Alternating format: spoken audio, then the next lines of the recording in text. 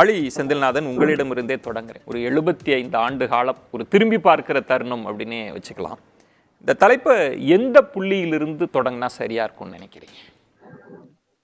ஒரு 75 ஆண்டு காலங்கிறது கிட்டத்தட்ட ஒரு 3 தலைமுறை. ப்ராக்டிக்கலாக ஒரு கட்சி தொடங்கின காலத்தில் என்ன வரலாற்று சூழல், அவங்களுக்கு என்ன நோக்கம் இருந்தது, என்ன சவால் இருந்ததோ அந்த சவால் இந்தியாவில் இன்னும் போல, அதுவும் 3 தலைமுறையாக அப்படியே தான் இருக்குது. என்ன பிரச்சனையை அன்னைக்கு இந்த கட்சியை தொடங்கும் போது பேரறிஞர் அண்ணா எதிர்கொண்டாரோ அதோட பல மடங்கு இப்போது அந்த பிரச்சனை தீவிரமாக இருக்குது. அப்போ இந்த 3 தலைமுறைகள் சவாலை தாக்கு பிடிச்சி இன்னமும் அந்த திசை வழியில் பயணிக்கிறது அப்படிங்கிறது ஒரு அரசியல் கட்சிக்கு அவ்வளோ சுலபமான ஒரு விஷயம் கிடையாது. இந்திய வரலாறு எடுத்துக்கிட்டாலும் உலக வரலாறு எடுத்துக்கிட்டாலும் மிக குறைந்த கட்சிகள் தான் 2-3 தலைமுறை தாண்டியும் அந்த பாதையில் போகிறாங்க.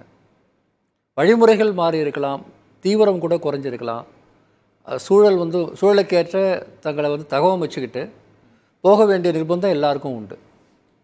ஆனால் அந்த டைரக்ஷன் அப்படின்னு பார்க்கும்போது 75 ஆண்டு காலம் தாண்டி இன்று அது தொடங்கும் போது என்ன மாதிரியான சிக்கல் இருந்ததோ அது பல மடங்கு அதிகரிச்சிருக்கிற இந்த சூழலில் அதிலிருந்து ரொம்ப வெளியே போயிடாமல் அதுக்கு இன்னும் முகம் கொடுத்து போராடுகிற, அதை முன்னெடுக்கக்கூடிய ஒரு கட்சியாக இன்றைக்கும் திமுக இருக்குது அப்படிங்கிறது என்னை பொறுத்தவரையில் வரலாற்றில் ஒரு முக்கியமான விஷயமாக தான் நான் பார்க்குறேன். நீங்கள் அந்த சவால் இன்னும் பல மடங்கு பல்கி பெருகி இருக்குது அப்படின்றீங்க. ஆனால் அதே திசையில் பயணிக்கிறது அப்படின்னா இந்த 75 ஆண்டு காலத்தில் திமுகவின் பங்களிப்புன்னு நீங்கள் எப்படி அதை மதிப்பிடுவீங்க? சவால் இன்னும் பிரம்மாண்டமாக இருக்கு, அப்போ என்ன பங்களிச்சிருக்காங்க? திமுகவும் சரி எந்த கட்சியும் சரி, அவங்களுக்கு ஒரு கொள்கை இருக்குன்னா அந்த கொள்கையை நடைமுறைப்படுத்துறதுக்கான அதிகாரம் முழுமையாக இருக்கும்போது அதை பற்றி பேசுகிறது வேறு. ஆனால் இந்த நிமிஷம் வரையில் ஒவ்வொரு சின்ன விஷயத்துக்கும் ஒன்றிய அரசாங்கத்தோட போராடி கொண்டிருக்கக்கூடிய ஒரு சூழல் இருக்குது. நாம் என்ன தான் நமக்கு கொள்கை இருந்தாலும் திட்டம் இருந்தாலும் நடைமுறைப்படுத்தணுன்னா கூட அதை நடைமுறைப்படுத்துவதற்கு தொடர்ந்து போராட வேண்டியிருக்குல்ல. அந்த போராட்டத்தை தொடர்ந்து நடத்துவது தான் நான் அந்த சவாலுக்கு முகம் கொடுக்கட்டுன்னு சொல்கிறேன்.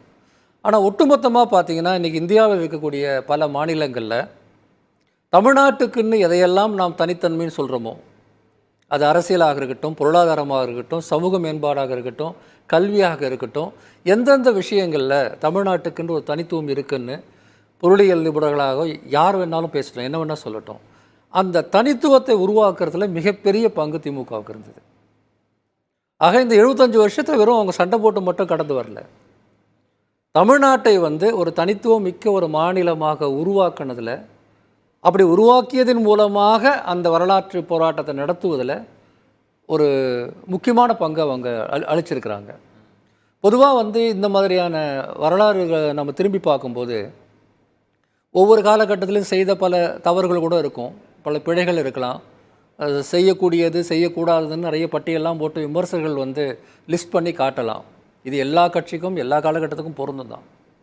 ஆனால் இந்த சைக்கிள்லாம் தாண்டி கன்சிஸ்டண்ட்டாக அவங்க வெறும் பேசிக்கிட்டு மட்டும் அதை கிடக்கலை. பல கட்சிகள் எந்த கொள்கையும் மாற்றம் இல்லாமல் 100 வருஷம் பேசிக்கிட்டே கூட இருக்க முடியும்.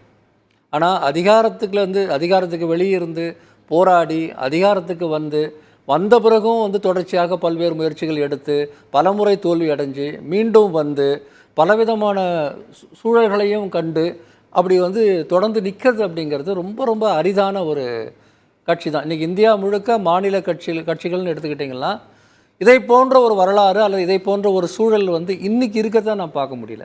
பல பேர் கம்ப்ளீட்டாக ஃபீல்லே இல்லை. 75 ஆண்டுகள் உயிர்ப்போடு இருக்கிறது, அது உயிர்ப்போடு இருக்குதுங்கிறது மிக முக்கியமானது. அதாவது அந்த கட்சி ஒரு வரலாற்று கடமையை தொடர்ந்து செய்யாமல் போனால் உயிர்ப்போடு இருந்திருக்கவே முடியாது. காலம் அதை அடிச்சுட்டு போயிருக்கும். என்றைக்கும் அது தன்னை புதுப்பித்துக் கொள்வதன் மூலமாக, அந்த வரலாற்று கடமையை புதுப்பித்துக் கொள்வதன் மூலமாக அதை தொடர்ந்து மக்கள் மத்தியில் இருக்குது அப்படிங்கிறது தான் இந்த 75 வருஷம் நான் பார்க்குறேன். இந்த 75 ஆண்டுகள் ஒரு நீண்ட நெடிய காலம் அப்படின்றப்ப பெரியார், அண்ணா, கலைஞர் கருணாநிதி அவர்கள், அப்புறம் ஸ்டாலின், இந்த டிரான்சிஷன் எப்படி திமுகவில் நடந்திருக்குன்னு நினைக்கிறீங்க? ஏன்னா பல புறச்சூழல் ஒவ்வொன்றாக மாறிட்டே இருக்கிறப்ப முதல்ல அந்த நோக்கம், திமுக தொடங்கப்பட்டதற்கான நோக்கம், அப்புறம் அந்த இந்த டிரான்சிஷன். நல்ல கேள்வி. அந்த கேள்விக்கான பதிலே இந்த 75 வருஷத்தை நம்ம படம் பிடிச்சிடலாம். தந்தை பெரியார் வந்து சுயமரியாதை இயக்கம், அதன் பிறகு திராவிடக் கழகம் என்று அது வந்து உருமாறி நீதி கட்சியோடு சேர்ந்து உருமாறி வந்த காலகட்டத்தில் 47க்கு முன்னாடி அரசியல் ரீதியாக அதற்கு இருந்த நிலைப்பாடு ஒன்று இருக்குது. அந்த நிலைப்பாட்டோட மாறுபட்டு தான் புதிதாக உருவாகும் இந்தியாங்கிற குடியரசில் நாடாளுமன்ற ஜனநாயகம் உருவாகும் போது அதில் பங்கெடுக்க வேண்டும் என்பதனால்தான் அண்ணா வந்து அதிலேருந்து பிரிஞ்சு வந்து திமுகவை ஆரம்பிக்கிறார். ஸோ முதல் டிரான்சிஷனுங்கிறது என்னென்னா, ஒரு சமூக சீர்திருத்த இயக்கம் அல்லது வந்து ஒரு எதிர்ப்பு இயக்கம் என்கிற நிலையிலிருந்து ஒரு அரசியல் கட்சியாக உருமாறுவது. அது முன்னாடி அரசியல் கட்சி தான். நான் சொல்கிறது அரசு அதிகாரத்தில் பங்கெடுக்கக்கூடியதை முதன்மையாக கருதக்கூடிய அரசியல் கட்சியாக அந்த 49 திமுக தொடங்கியது என்பதே அதுக்கு முன்னாடி இருந்து ஒரு 30 வருஷ அரசியலுடைய தொடர்ச்சியாக இருந்தாலும் அது வந்து ஒரு தீர்மானகரமான ஒரு திட்டமிடல் அண்ணா செய்தது. அதன் பிறகு அண்ணா அதை தொடர்ச்சியாக முன்னெடுத்து, ஏன்னா நேரம் கருதி நான் சுருக்கமாக பேசுகிறேன், ஒரு 18 ஆண்டு காலத்துக்கு பிறகு வந்து திமுக ஆட்சியை பிடித்தது என்பது ஒரு மிக முக்கியமான ஒரு பாய்ச்சல் வரலாற்றில்.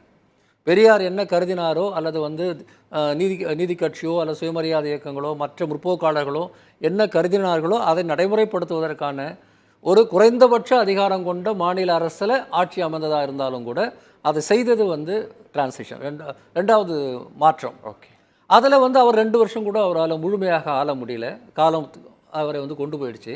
அதன் பிறகு அந்த பொறுப்பை கலைஞர் எடுத்தார். 67லேருந்து 75 இந்த ஆட்சி காலம், அண்ணா அதன் பிறகு கலைஞர், மறுபடியும் தேர்தலுக்கு பிறகு கலைஞர், இந்த 2 ஆட்சி காலங்களில் போடப்பட்ட சட்டங்கள், திட்டங்கள், நடைமுறைகள் தான் இன்றைய தமிழ்நாட்டை வந்து இன்றைய தமிழ்நாடாக வைத்து கொண்டிருக்கிறது. அதுக்கு முன்னாடியும் நிறைய பேர் பல செஞ்சுருக்கலாம், நம்ம மறுக்கலை, காமராஜர் காலத்துலலாம் பண்ணியிருக்கிறாங்க. ஆனால் இன்றைக்கி தமிழ்நாடு என்றால் அந்த முகம் உருவானதனுடைய அஸ்திவாரம் போடப்பட்டது 67லேருந்து அந்த அவசர நிலை காலத்தில் திமுக அரசு கலைக்கப்பட்ட அந்த காலம் வரையிலான விஷயம். அப்போ அந்த 3வது காலத்தில் கலைஞர் வந்து அடிப்படையில் வந்து இந்த நவீன தமிழ்நாட்டை அண்ணாவின் பாதையில் நிலைநிறுத்தி ஒரு டிரான்சிஷன் செஞ்சார். ஓகே, அதன் பிறகு பார்த்தீங்கன்னா தமிழ்நாடுங்கிறது திமுக வெர்சஸ் அதிமுகங்கிற ஒரு இருதுருவ அரசியலுக்குள்ளே பயணிக்க ஆரம்பிச்சது. ஓகே, அப்புறம் 80கள் முழுக்கவே பார்த்தீங்கன்னா திமுக ஆட்சியில் பெரும்பாலும் இல்லை, அதிமுக இருந்தது. அதன் பிறகு திமுக அதிமுக மாறி மாறி ஆண்ட இந்த காலகட்டங்களில் ரொம்ப பெரிய அளவுக்கு வந்து வெளிப்படையாக பார்த்தீங்கன்னா பெருசாக எதுவும் செய்யலைன்னு சொன்னாலும் கூட 90களுக்கு பிறகு ஏற்பட்ட சமூக பொருளாதார மாற்றத்தில் இன்றைய தமிழ்நாட்டுக்கான விதைகள், முன்னாடி போடப்பட்ட விதைகளை இவர்கள் வந்து வளர்த்தெடுத்தாங்க. அதன் பிறகு சமீப காலம் 10 வருஷமாக எடுத்துக்கிட்டிங்கன்னா நரேந்திர மோடியுடைய ஆட்சி காலம் வருது. அந்த ஆட்சி காலங்கிறது கலைஞருடைய அரசியல் அல்லது வாழ்க்கையினுடைய கடைசி காலமாகவும் இருக்குது. ஸோ 4வது டிரான்சிஷன் வந்து ஸ்டாலின் அவர்களால் முன்னெடுக்கப்படுது. அந்த டிரான்சிஷனில் வந்து இந்த முன்னாடி இருந்தவர்கள்லாம் பார்க்க முடியாத அளவுக்கு மிகப்பெரிய சவால் இவருக்கு காத்துட்டு இருந்தது. ஸோ 2014க்கு பிறகு ஏற்பட்ட சவாலில் இன்னைக்கு இந்தியா முழுக்க இருக்கக்கூடிய மாநில கட்சிகளில், எதிர்கட்சிகளில் ஒரு ஐடியாலஜிக்கலாக வந்து இவங்களுக்கு எதிராக நிற்கக்கூடிய அந்த அரசியலை வந்து இன்றைய முதல்வர் செய்தார். அப்போ பெரியார், அண்ணா, கலைஞர், ஸ்டாலின் 4 பேருமே அவரவர்கள் காலத்துக்கான ஒரு டிரான்சிஷனை இந்த சமூகத்துக்கு கொடுக்குறாங்க. அதனால தான் சொல்கிறேன், இதில் நிறைய விமர்சிக்கிறதுக்கு நிறைய பேர் இருப்பாங்க, நல்லா மறுக்கலை. ஆனால் இந்த 75 ஆண்டு காலம் அப்படிங்கிறது வந்து 3 தலைமுறையாக நாம் காலில் உறுதியாக நிற்க பயன்பட்டது அப்படின்னு நான் பார்க்குறேன். பேசலாம். நிகழ்ச்சியின் இப்பகுதியை இணைந்து வழங்குவோர் V-Guard